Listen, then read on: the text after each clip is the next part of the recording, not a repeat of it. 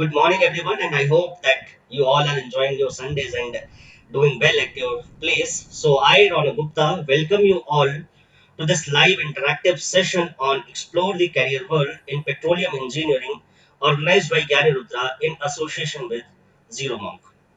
Gyani Rudra is an initiative to help individuals come out of the rat race and become aware of their true potential to walk on their journey of happiness and success in their career.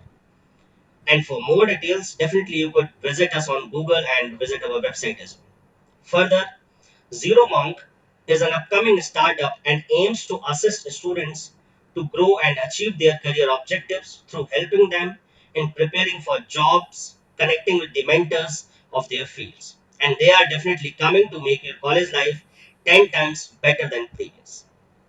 And for this particular session, our expert is Mr. Sanjay Gupta, who brings with him a rich and vast experience of working with Engineers India Limited for 37 years in engineering consultancy in oil and gas sector. He has retired as General Manager Projects from EIL in October 2019. He is also an alumnus of prestigious engineering institute of the country, that is Indian Institute of Technology Roorkee, and Faculty of Management Studies, Delhi University. He had passed his BE in 1982 from IIT Roorkee and MBA in 1992 from FMS, Delhi University.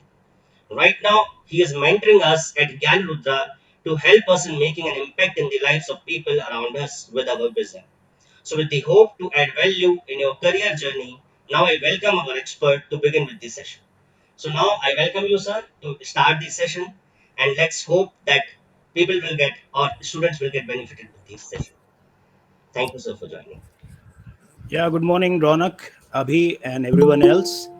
And thanks for joining. And say, as already Ronak has introduced me, and I would like to now start the presentation on, say, petroleum engineering. It's a brief presentation, and we have made it with an idea to give a exposure to the field of petroleum engineering and its career, say, prospects. And say subsequently, say towards the end, we have a session which will be on activities in the petroleum engineering, which are conducted by EIL, and how a typical say project in the petroleum sector is executed. So I'd now like to share my screen with you, and we'll begin the PPT. After the PPT, we will have a question answer session, so you can note down anything you have to ask, and then I'll be there to answer your queries.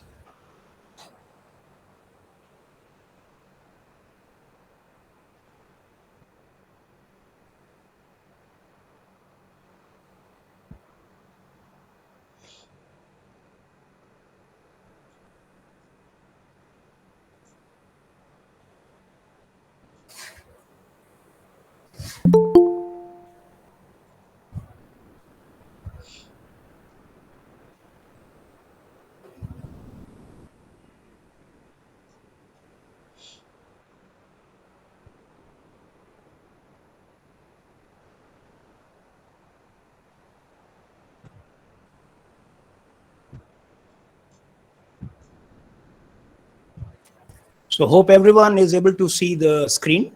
Yes, sir, it's visible. Okay. Yes, Yes, sir. sir. Yeah. So welcome, friends. All of us are friends. Basically, it's a Sunday, and it's a nice warm atmosphere, and see, all of you are friends, right? So let's start the session with explore petroleum engineering. Here is a brief introduction on what's inside. We'll have the introduction on, say, petroleum as such, then the formation and exploration of petroleum, the journey of petroleum industry divisions. It's divided in three, basically: upstream, midstream, and downstream. Then we have a look on, say, petroleum and the world. Then the important section on, say, petroleum engineering, the careers and industries. And then begins a brief intro on EIL, the divisions in EIL, and petroleum industry projects execution. Now, here is a brief on, say, petroleum. Petroleum, as you may know, is basically two words. It comprises the Greek word petra and the Latin word oleum. Petra means rock and oleum means oil. So basically, petroleum is also a name for rock oil. That means we have to look at the oil which is contained in the rocks, and as is obvious, we will have to drill down, say, from the rock or through the rock in order to get the oil. So petroleum is referred to as black gold, and say petroleum or oil is the world's largest source of energy since 1950. It's the mother of all commodities, and the world's first crude oil well was drilled in Pennsylvania, USA in the year 1859. And we get petrol and diesel from natural resources called petroleum. Now we come to the formation and exploration of petroleum. अब आप देख सकते हैं कि ऊपर हमारे अभी श्रीवास्तव ने एनिमेटेड स्लाइड्स बना के दिखाई हैं, जिससे उन्होंने दिखाया है कि ऑर्गेनिजम्स जो हैं, जो फिश जो सी में जैसे फिश वगैरह जो स्विम कर रही हैं, दूसरी स्लाइड में वो once they die they go to the bottom and they form a layer, and then the soil, it collects on the top of them. This soil and sand becomes hard, and then it becomes rocky. And slowly, because of the high pressure, high temperature and absence of air, these fossils are transformed into petroleum and natural gas.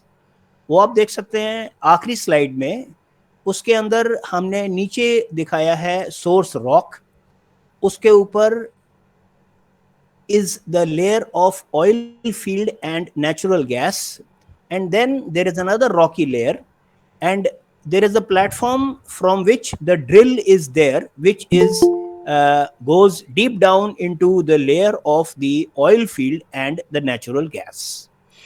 अगली slide में हम लोग extraction की भी बात करेंगे. मैं आपको नेक्स्ट स्लाइड पे ले चलता हूं. ये आप देखेंगे इसमें पेट्रोलियम एक्सप्लोरेशन का हमने रखा है. आप देखिए जो पहली स्लाइड है ऑन द लेफ्ट, उसमें again it is a repeat of the last slide. नीचे की तरफ रिजर्वायर रॉक है, उसके ऊपर ऑयल है, फिर गैस है, और ए, बी और सी तीन हमारे ड्रिल्स हैं, ऑयल वेल्स हैं. ए में हमारा नेचुरल गैस आता है, बी में हमारा ऑयल आएगा, और सी में भी हमारा oil from a greater depth. इसके बाद राइट में हमारा जो स्लाइड है उसमें हमने दिखाया है कि कैसे ऑफशोर में और ऑनशोर में, यानी कि सी में और लैंड में, एक प्लेटफॉर्म बना के वहाँ से हम लोग ड्रिल करते हैं, और जो ऑफशोर वाला की पोर्शन है उसमें सी के बाद रॉकी लेयर आता है, और फिर हमारा ऑयल और पेट्रोलियम हमें ऑयल और नेचुरल गैस हमें मिलता है. वेरएज जो हमारा ऑनशोर का ऑयल वेल है उसमें सी तो नहीं होगी ऑब्वियसली, तो रॉकी लेयर के बाद ही हम लोग गैस और पेट्रोलियम को रीच कर पाते हैं. After the extraction, we have to do something which is known as the refining process, because the crude which comes out from the oil wells is like a thick black liquid, and it is a mixture of all the, say, components. In order to take out the components, we have to do something which is known as fractional distillation, which is also known as the refining process. And this is the process where the separation of various compounds of crude oil occurs. As you can see in the slide, the crude oil enters a preheater. The oil is heated in a furnace, and then it goes to a heating, it's called as a column. In the column, the temperature is increasing, or rather decreasing from the bottom onwards, and at various levels we get various constituents of crude.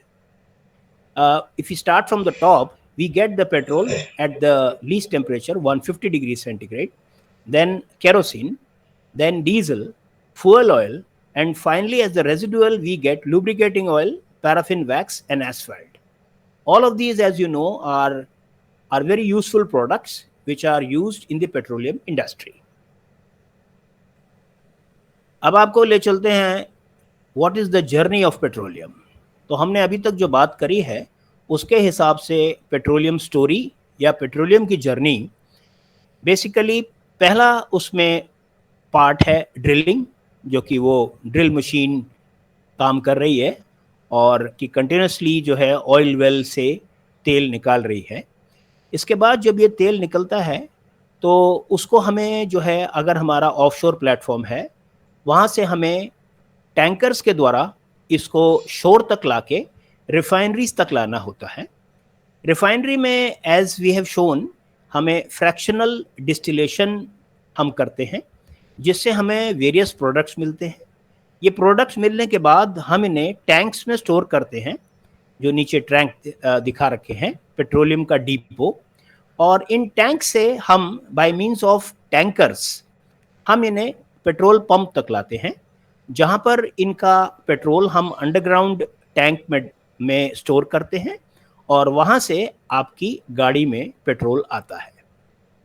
तो ये पूरी journey तैयार करके और ये petroleum oil well से और वहाँ से आपके गाड़ी तक, आपके घर तक आता है, ये इसकी जर्नी है।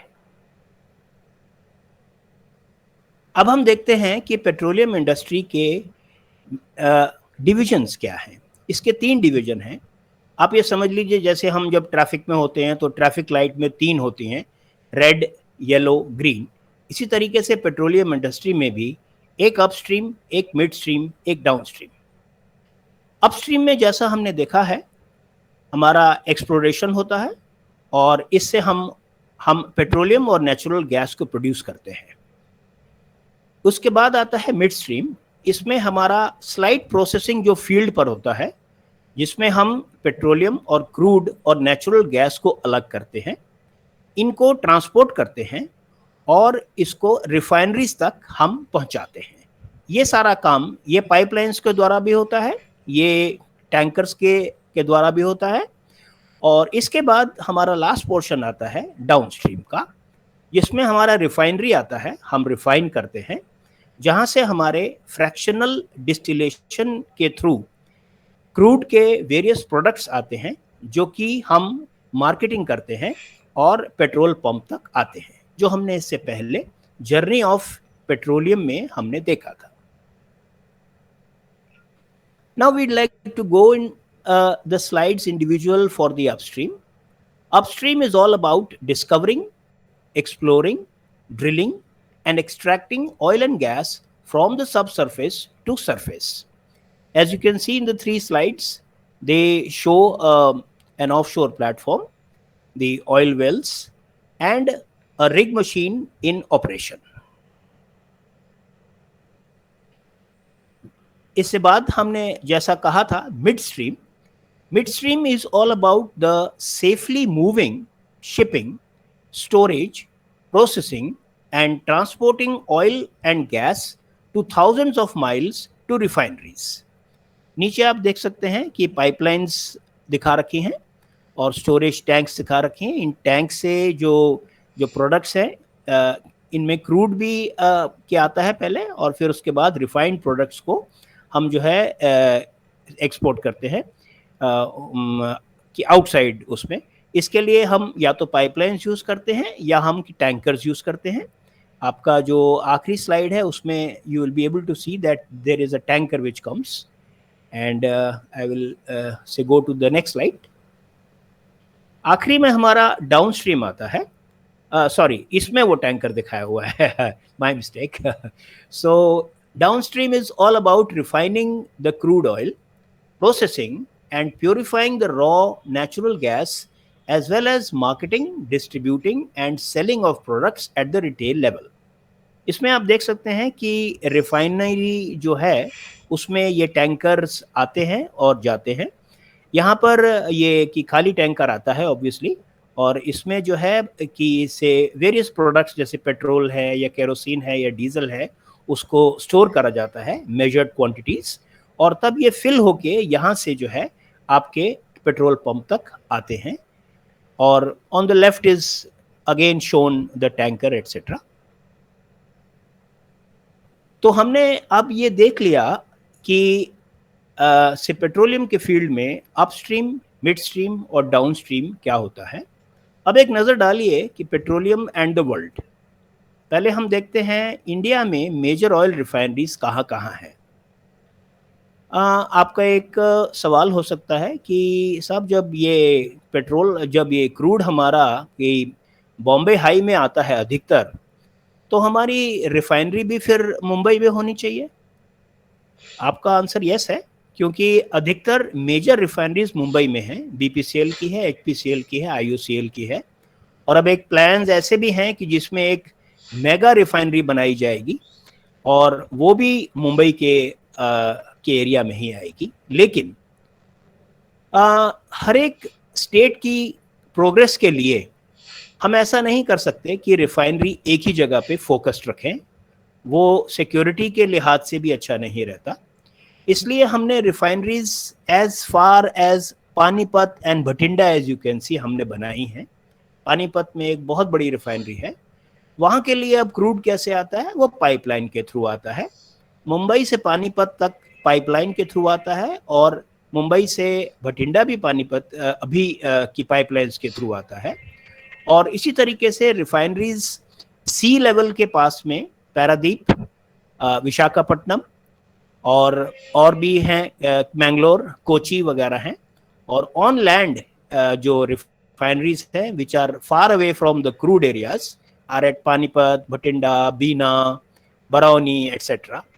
और फिर हमारे नॉर्थ ईस्ट सेक्टर में जो हमारा आसाम रीजन में जो जो ऑनशोर ऑयल आता है, उसके लिए हमारी रिफाइनरीज है एट डिगबोई, नुमालीगढ़, गुवाहाटी एंड बोंगाईगांव। अब हम देखते हैं कि दुनिया में कितना पेट्रोलियम प्रोड्यूस होता है। वर्ल्ड ऑयल प्रोडक्शन चार्ट में if you have a look at the oil production in millions of barrels per day, USA emerges as the first in this table, followed by Saudi Arabia, Russia, Iraq, Iran, and so on.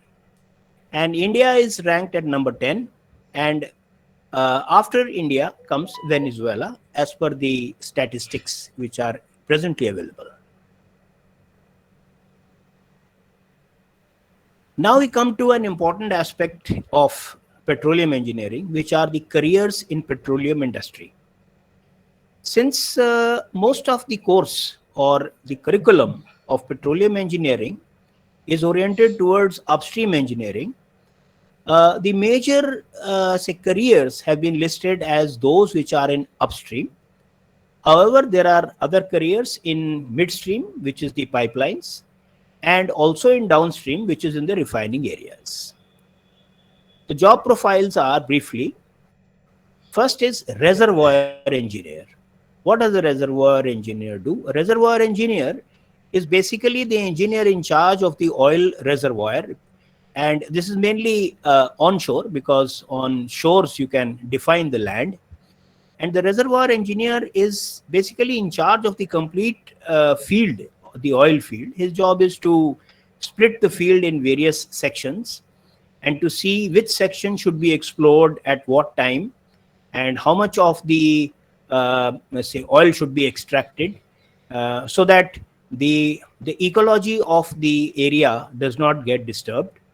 And he's basically the overall in charge of the reservoir. He's also there to build a fencing around the reservoir for safety, etc. Next is exploration geologist. Exploration geologist is very important because before you start drilling, you would like to know what is the structure of the earth, the soil, and the rocks, and the oil is to be found at what depth, how much of the effort will be going into extracting the oil, and it needs to be seen whether the extraction of oil at this point is feasible or not. What I mean is that supposing if the rocks are heavy and the depth of the oil is quite high, then it may not be feasible to build an infrastructure in order to reach the crude at such a great depth, especially when the reservoir is not very big. So it is all up to the geologist to see that how good or optimum is the well.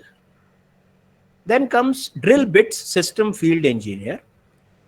He is the person who's in charge for basically supplying the components of the drilling and the various things that go into drills, the drill bits and others, and the pipes and tubes and all those things which go into the well to extract the oil.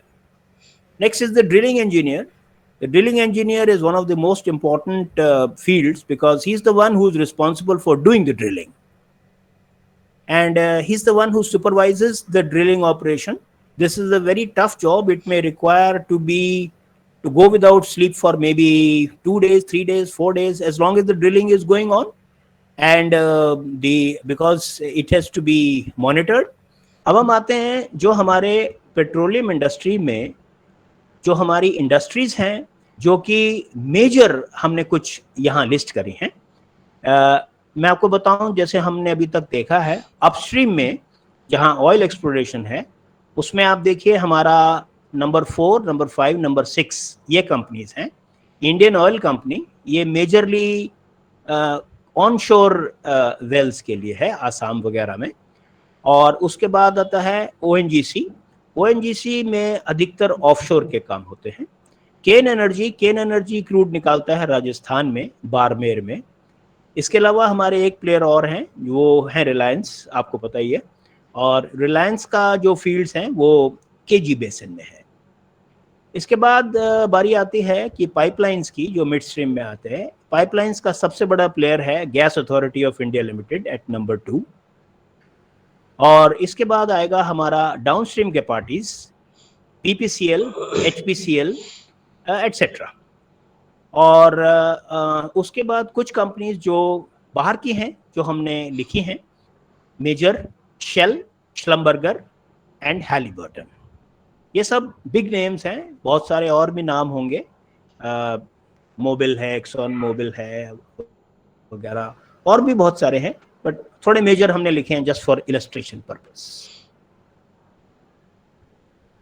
अब हम आते हैं हमारे EL में, जहाँ से मैं retire हुआ हूँ और जहाँ मैंने 37 ईयर्स करे हैं। वहाँ पर हमारे ईएल के बिजनेस ऑपरेशंस के अंदर क्या क्या डिविजन्स होती हैं। बेसिकली हमारे 4 एरियाज हैं जिसमें हम काम करते हैं।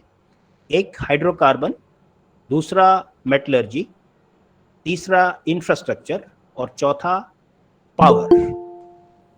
हाइड्रोकार्बन में हमारे फर्दर डिविजन्स होते हैं: petroleum refining, onshore oil and gas, offshore oil and gas, pipelines, strategic storages. ये स्ट्रेटेजिक स्टोरेजेस होते हैं, रॉक्स में स्टोरेज करते हैं, कैवर्न्स इनको बोलते हैं। और ये एक रिसेंट फिनोमेना है, गवर्नमेंट ऑफ इंडिया ने प्रोजेक्ट दिया था और ये रॉक्स में ऑयल स्टोर करने का एक वो की काम चल रहा है काफ़ी। Then ports and terminals, petrochemicals and fertilizers. ये हाइड्रोकार्बन के डिविजन्स हैं हमारे। और इसके बाद मेटलर्जी आता है। इसमें बेसिकली हमारा जो अधिकतर काम हमने करा है वो नाल्को का करा है, national aluminium oil company. Infrastructure में भी हमारा की काम होता है। रिसेंट है, इट्स नॉट वेरी ओल्ड, क्योंकि we started off as hydrocarbon company, but infrastructure में भी हम लोग आए हैं और इंफ्रास्ट्रक्चर्स में छोटे मोटे हमने काम करे हैं। छोटे मोटे से वो मतलब नहीं, लेकिन मतलब स्टिल जैसे कि कंस्ट्रक्शन ऑफ से buildings, then also other like जब मैं था वहाँ पे तो हमने ये नमामि गंगे प्रोजेक्ट में जो बेसिकली घाट्स का रिवाइवल वो हमने किया था। एक ये कि कनॉट प्लेस का रिवाइवल भी हमारे इंफ्रास्ट्रक्चर डिवीजन ने किया था। And finally is power. We provide the consultancy for mainly solar power and also for the generation for the coal based industry also. Last में हमारा है प्रोजेक्ट एग्जीक्यूशन। ये आपको इंटरेस्टिंग लगेगा क्योंकि मतलब it's something new for you I think. एक typical project के एग्जीक्यूशन के स्टेजेस जो होते हैं, सबसे पहला आता है बिडिंग। जैसे ही आप अखबार में पढ़ते हैं कि ये टेंडर आया है एक नए प्रोजेक्ट का, आप उसके लिए एक बिड बनाते हैं। इस बिड के दो पार्ट्स होते हैं, टेक्निकल और फाइनेंशियल या कमर्शियल। ये दो पार्ट्स में ही सबमिट होता है। इसके बाद इस ऑफर को इवैल्यूएट करा जाता है। इसमें ये देखा जाता है कि जो टेक्निकल स्पेसिफिकेशंस हैं वो इन ऑर्डर हैं, वो मीट करती हैं, आप उस काम को टेक्निकली आप कर पाएंगे। और उसके बाद उन जो बिड्स आती हैं उनमें से वो सिलेक्ट करते हैं कि कितने बिड्स टेक्निकली इसकी क्राइटेरिया को मीट करते हैं। फिर जो बिड्स जो हैं टेक्निकल बेस पे एक्सेप्टेबल होते हैं उनका प्राइस होता है।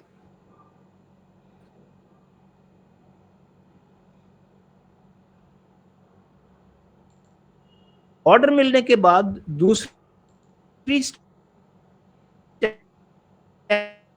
आती है प्लान, क्योंकि आपको अगर ये देखना है कि मुझे ये काम करना है और इतने टाइम में करना है,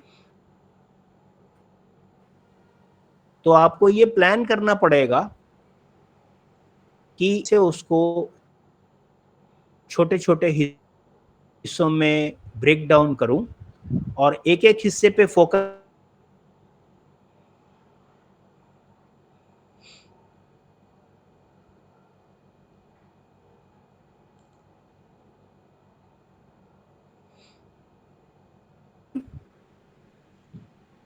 इंजीनियरिंग में हमारे वेरियस डिसिप्लिन्स आते हैं, civil, mechanical, electrical, instrumentation etcetera, और सब अपना अपना अपना काम एज पर वर्क प्रेशर हैं। इनका काम बेसिकली दो में डिवाइड हो सकता है। एक तो होता है इंजीनियरिंग फॉर प्रोक्योरमेंट और एक engineering for construction. Engineering for procurement में हम लोग जो मटेरियल हमें प्रोक्योर करना है, खरीदना है, उसके लिए वी मेक इंक्वायरीज और वी मेक द टेंडर्स। और फिर हमारा दूसरा जो हमें कंस्ट्रक्शन जिससे करवाना है कि कॉन्ट्रैक्टर से, उसके लिए हम we issue a tender and also we issue construction drawings. Next phase is procurement, जहां पर हम जो मटेरियल्स इस जॉब के लिए हमें खरीदने हैं वो हम की खरीदते हैं from various agencies by floating the inquiries and the tenders on a global stage. एक बार ये मटेरियल आ गया और ड्राइंग आ गई, उसके बाद साइट पर कंस्ट्रक्शन चालू होता है और जितना कंस्ट्रक्शन के टाइम में ये हमारा प्रोजेक्ट रेडी होके तैयार हो जाता है। तैयार होने के बाद हमारी लास्ट स्टेप आती है commissioning and handing over to client. हम उस प्लांट को स्टार्टअप करते हैं और ये देखते हैं कि जो इससे एक्सपेक्टेड था, जो परफॉर्मेंस वो ये दे पा रहा है, और उसके बाद जब सक्सेसफुली कुछ टाइम तक वो रन करता है तब हम उसे क्लाइंट को हैंड ओवर कर देते हैं। तो these are the 6 stages, and this is how I would like to just to recap this. The first stage is bidding, offer evaluation and order placement by client. Second is planning and work breakdown structure. Third, engineering. Fourth, procurement. Fifth, construction. And final, commissioning and handing over to client. For more info, you can click on the links below which are given. And thank you. So that finishes the presentation.